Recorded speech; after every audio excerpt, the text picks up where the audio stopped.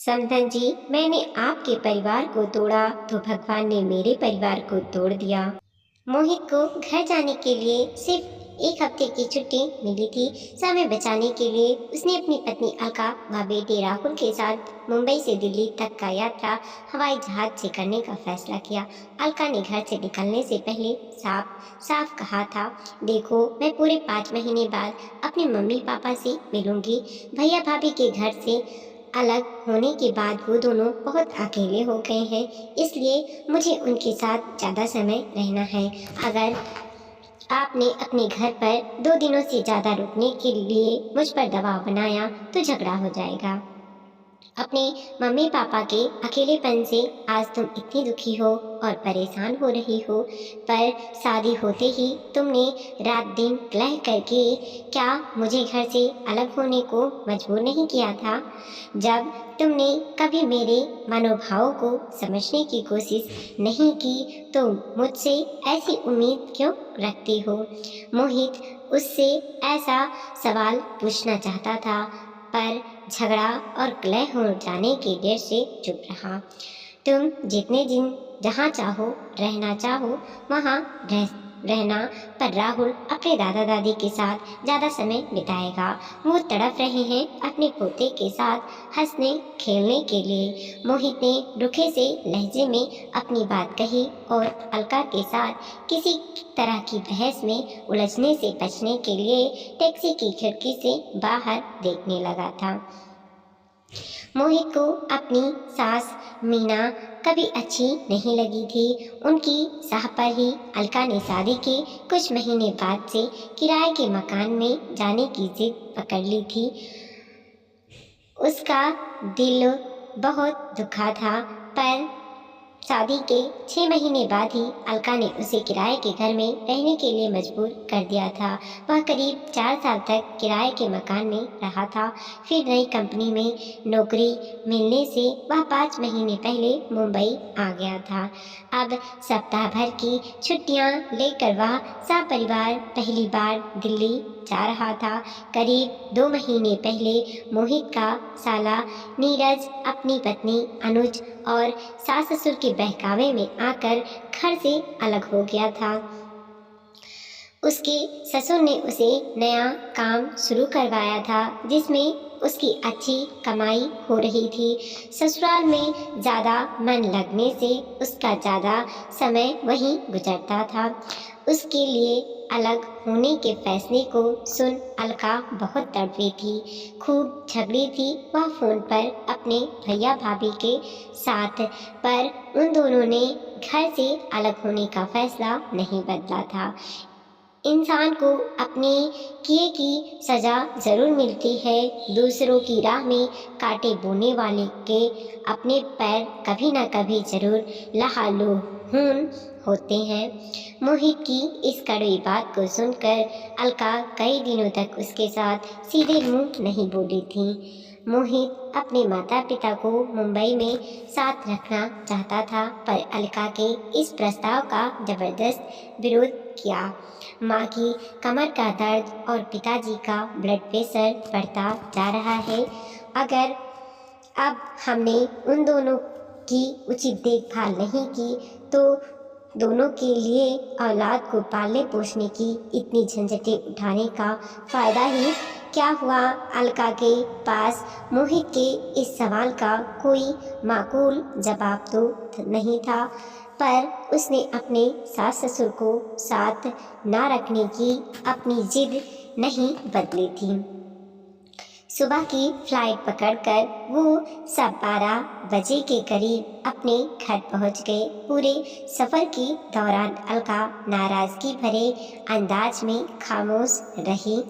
अपनी ससुराल के साथ अलका की बात बहुत सारी खराब यादें जुड़ी हुई थी। सास की कमर के दर्द के कारण उसे पहुंचते ही रसोई में किसी नौकरानी की तरह मजबूरन घुसना पड़ेगा, यह बात भी उसे बहुत अखर रही थी। उसका मन अपने मम्मी पापा के पास जल्दी से जल्द पहुंचने को बहुत ज़्यादा आतुर हो रहा था। घंटी बजाने पर दरवाज़ा मोहित के पिता महेश जी ने खोला। उन सभी पर नजर पड़ते ही वो फूल से खिल उठे। अपने बेटे को गले लगाने के बाद उन्होंने राहुल को गोद में उठाकर खूब प्यार किया। अलका ने अपने ससुर जी के पैर छूकर उनका आशीर्वाद पाया। महेश जी तो राहुल से ढेर सारी बातें करने के मूड में आ गए। अपने दादाजी से रिमोट कंट्रोल से चलाने वाली कार का उपहार पाकर राहुल खुशी से फूला नहीं समा रहा था। अलका और मोहित घर में नजर आ रहे बदलाव को बड़ी हैरानी से देखने लगे। जिस ड्राइंग रूम में हमेशा चीजें इधर उधर फैली दिखती थीं, वहाँ हर चीज करीने से रखी हुई थी। धूल मिट्टी का निशान कहीं नहीं दिख रहा था। खिड़कियों पर नए पर्दे लगे हुए थे। पूरा कमरा साफ सुथरा और खिला खिला सा नजर आ रहा था। माँ घर में नहीं है क्या? मोहित ने अपने पिता से पूछा। वो डॉक्टर के यहाँ गई हुई है, प्यार से राहुल का माथा चूमने के बाद महेश जी ने जवाब दिया। अकेली?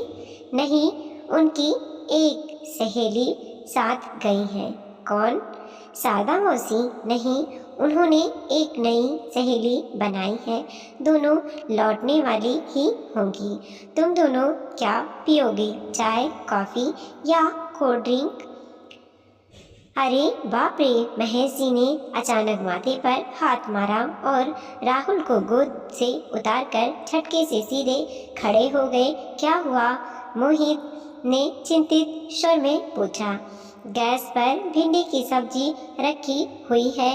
इस शैतान से बतियाने के चक्कर में मैं उसे भूल ही गया था। वह झेपे से अंदाज में मुस्कुराए और फिर तेजी से रसोई की तरफ चल पड़े। राहुल कार के साथ खेलने में मग्न हो गया। अलका और मोहित महेश जी के पास रसोई में आ गए। घर की साफ सफाई के लिए कोई नई कामवाली रखी है क्या पापा? साफ सुथरी रसोई को देखकर अलका यह सवाल पूछने से खुद को रोक नहीं पाई। कामवाली तो हमने लगाया ही नहीं रखी है बहू। घर के सारे कामों में तुम्हारी सास का हाथ अब मैं बटाता हूँ। तुम यह कह सकती हो कि उसने नया काम वाला रख लिया है। अपने मजाक पर महेश जी सबसे ज्यादा खुलकर हंसी। मोहित ने एक भगोने पर ढके तस्तरी को हटाया और बोला, वाह, मटर पनीर की सब्जी बनी है। लगता है माँ सारा लंच तैयार करके गई हैं। डॉक्टर के यहाँ बहुत भीड़ होती है, इसलिए वो तो 3 घंटे पहले घर से चली गई थी। आज लंच में तुम दोनों को मेरे हाथ की बनी सब्जियां खाने को मिलेंगी। किसी छोटे बच्चे की तरह गर्व से छाती फुलाते हुए महेश जी ने उन दोनों को बताया। आपने खाना बनाना कब से सीख लिया पापा? मोहित हैरान हो उठा। घर के सारे काम करने का हुनर हम आदमियों को भी आना चाहिए। तुम बहू से ट्रेनिंग लिया करो। अब मैं तुम्हें इलायची वाली चाय बनाकर पिलाता हूँ। चाय मुझे बनाने दीजिए पापा। अलका आगे बढ़ आई। अगली बार तुम बनाना। तुम्हारे हाथ की बनी चाय पिए तो एक अरसा हो गया। महेश जी ने प्यार से उसके सिर पर हाथ फेरा तो अजीब सी भावुकता का शिकार हो उठी। अलका को अपनी पलकें नम होती प्रतीत हुई थी। तभी किसी ने बाहर से घंटी बजाई तो मोहित ने दरवाजा खोलने के लिए चला गया। अलका, तुम्हारे पापा आए हैं। कुछ देर बाद मोहित की ऊंची आवाज अलका के कानों तक पहुंची तो वह भागती हुई ड्राइंग रूम में पहुंच गई। आप यहाँ कैसे? अलका अपने पिता उमाकांत को देख खुशी से खिल उठी। तुम लोगों के आने की खुशी में रसमलाई लेकर आया हूँ। राहुल को गोद से उतारने के बाद उमाकांत ने अपनी बेटी को छाती से लगा लिया। उमाकांत रसमलाई का मजा खाने के बाद लिया जाएगा। अभी चाय बनकर तैयार है। महेश जी रसोई में से ही चिल्लाकर बोले। ठीक है भाई साहब। उन्हें ऊंची आवाज में जवाब देने के बाद उमाकांत ने हैरान नजरों आ रहे अपने बेटी दामाद को बताया। हम दोनों एक दूसरे के बहुत पक्के दोस्त बन गए हैं। रोज मिले बिना हमें चैन नहीं पड़ता है। यह चमत्कार हुआ कैसे? इस सवाल को पूछने से मोहित खुद को नहीं रोक सका। यह सचमुच चमत्कार ही है कि इस घर में हमारा स्वागत आप दोस्तों की तरह होता है। मोहित सस्पेंस बढ़ाने वाले अंदाज में मुस्कुराते हुए उमाकांत उसके सवाल का जवाब देना टाल गए थे। तभी करीब 2 महीने पहले घटी एक घटना की याद उनके मन में बिजली की तरह कौंध गई। अपने बेटे बहू के अलग हो जाने से मीना बहुत दुखी और परेशान थी। बेख्याली में घर की सीढ़ियां उतरते हुए उनका पैर फिसला और दाएं टखने में मोच आ गई। डॉक्टर की क्लिनिक में उनकी मुलाकात महेश और आरती से हुई। आरती की कमर का इलाज वही डॉक्टर कर रहा था। तेज दर्द के कारण तड़प रही मीना का आरती ने बहुत हौसला बढ़ाया था। उस वक्त उन्होंने मीना के खिलाफ अपने मन में बसे सारे गिले शिकवे भुलाकर उन्हें सहारा दिया था। अपने बेटे से बहुत ज़्यादा नाराज मीना ने उसे अपनी चोट की खबर नहीं दी थी। डॉक्टर को दिखाने के बाद कुछ देर आराम करवाने के लिए महेश जी व आरती उन दोनों को अपने घर ले आए थे। मीरा का सिर भी दीवार के साथ जोर से टकराया था। वहाँ कोई जख्म तो नहीं हुआ, पर सिर को हिलाते ही उसके जोर से चक्कर आ रहे थे। इस स्थिति के चलते मीना को आरती के घर में उस रात मजबूरन रुकना पड़ा। उनकी किसी भी ज़रूरत को पूरा करने के लिए आरती रात को मीना के साथ ही सोई थी। नींद आने से पहले बहुत दिनों से परेशान चल रही मीना के मन में कई अवरोध टूटा और वह आरती से लिपटकर खूब रोई थी। अपने बेटे बहू के घर छोड़कर अलग हो जाने के बाद मुझे यह एहसास बहुत सता रहा है कि मैंने आप दोनों के साथ बहुत गलत व्यवहार किया। अपनी बेटी को समझाने के बजाय मैं उसे भड़काकर हमेशा ससुराल से अलग होने की राय देती रही। अब मुझे अपने किए की सज़ा मिल गई है। बहन जी, आप मुझे आज माफ़ कर दोगी तो मेरे मन को कुछ शांति मिलेगी। पश्चाताप की आग में जल रही मीना ने जिस वक्त आरती से आंसू बहाते हुए क्षमा मांगी थी, उस वक्त उमाकांत और महेश भी उस कमरे में ही उपस्थित थे। जब आरती ने मीना को गले से लगाकर अतीत की सारी शिकायतें व गलतफहमियों को भुलाने की इच्छा जाहिर की तो भाव विभोर हो उमाकांत और महेश जी भी एक दूसरे के गले लग गए थे। आरती और महेश ने मीना और उमा को अपने घर से 3 दिन बाद ही विदा किया था। तुम ऐसा समझो कि अपनी बेटी की ससुराल में नहीं बल्कि अपनी सहेली के घर में रह रही हूँ।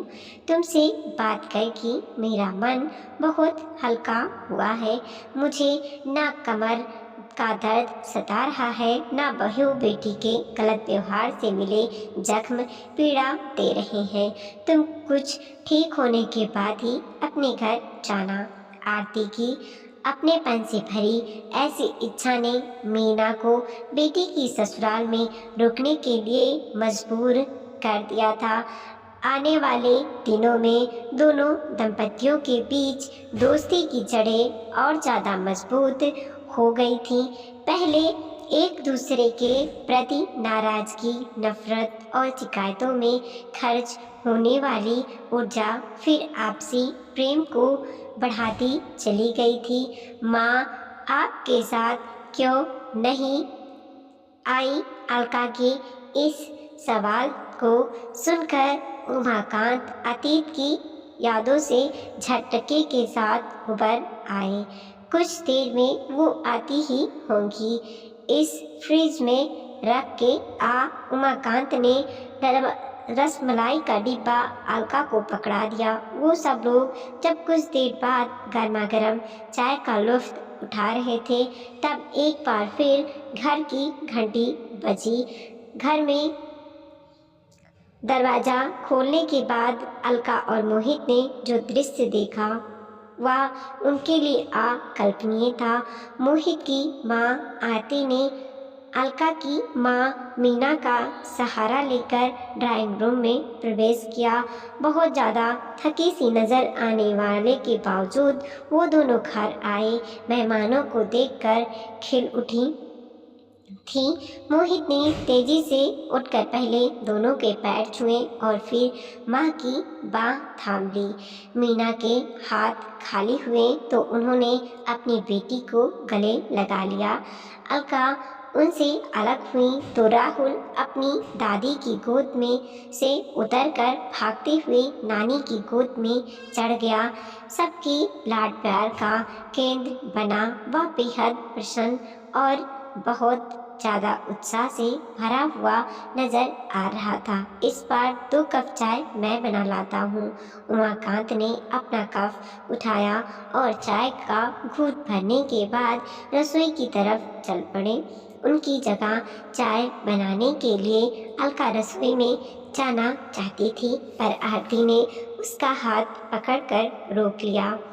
बहू, तुम्हारे पापा की हाथ की बनी चाय स्पेशल पीने के मुझे तो लत पड़ गई है। बना लेने दो उन्हीं को चाय। आरती के मुंह से निकले इन शब्दों ने अलका और मोहित के मानों की उलझनों को बहुत ज़्यादा बढ़ा दिया था। मुझे अपनी आंखों पर विश्वास नहीं हो रहा है।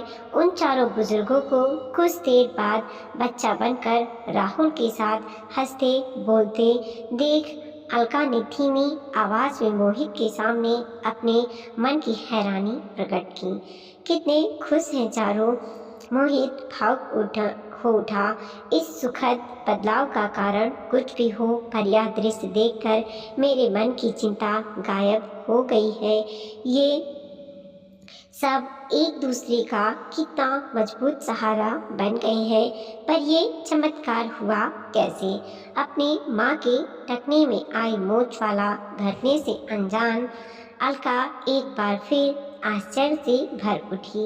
एक बार अलका की आवाज़ उसके पिता के कानों तक पहुंच गई। उन्होंने तालियां बजाकर सबका ध्यान अपनी तरफ आकर्षित किया और फिर बड़े स्टाइल से गला साफ करने के बाद स्पीच देने को तैयार हो गए।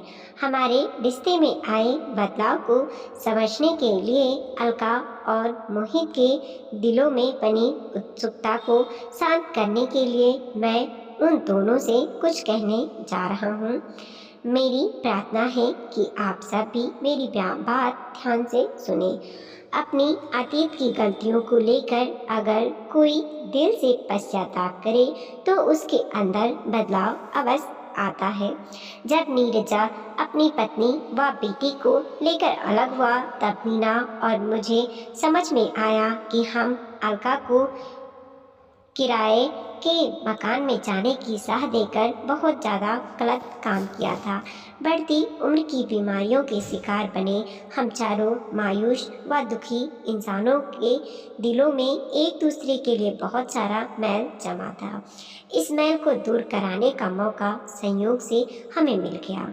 मनों का मैल मिटा तो वक्त यह सिखाया और दिखलाया कि हम चारों एक दूसरे का मजबूत सहारा बन सकते हैं। आपस में अच्छे दोस्त की तरह सहयोग शुरू करने के बाद आज हम सब अपने को ज़्यादा सुखी, खुश और सुरक्षित महसूस करते हैं। बेटी अपने घर चली जाए और बेटा बहू किसी भी कारण से इस बड़ी उम्र में माता पिता को सहारा देने को, उनकी देखभाल करने को उपलब्ध ना हो तो पड़ोसी, मित्र व रिश्तेदार ही उनके काम आते हैं। हम रिश्तेदार तो पहले ही थे, अब पड़ोसी व अच्छे मित्र भी बन गए हैं।